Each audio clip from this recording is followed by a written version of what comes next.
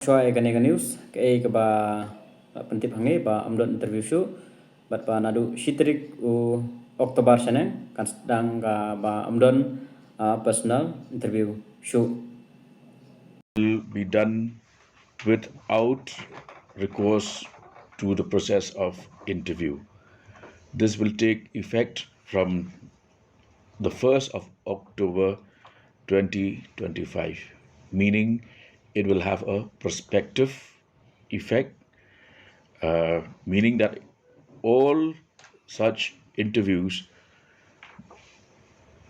that are scheduled from the 1st of October this year will be minus the need for the candidates to sit for personal interviews. This will also help to speed up our process of appointment and recruitment to various posts and ensure, as I mentioned, transparency and efficiency of the system. Lepas fibro saya sempat kalong ke ba so tanat sisa ya baro ke barang wat kam apply kam menta hipor marba nagaleng ka government kala pentip ba yaki grade D mut ma gine ki post grade 4 ki pion ki mali terter ki level 1 ki bahap ha grade 4 ba yakine menta amdon kam interview shu direct baik tang ka exam but ba can page based on the examination mo can based amdon interview shu nam ta gini grade di post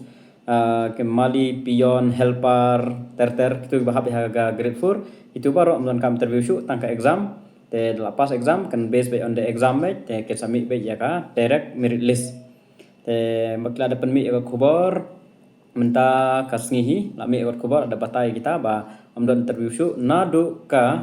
Oktober nadu panai Oktober terter murkino ke kam exam ke ba penlong interview nadu panai Oktober seneng gitu non kam personal interview shu kala kod baik ong kum thai te kmut ba ki ba hak no department ro bede bom mekhlia la ka de hak po DSC ne la de po MPSC ru la gidon ne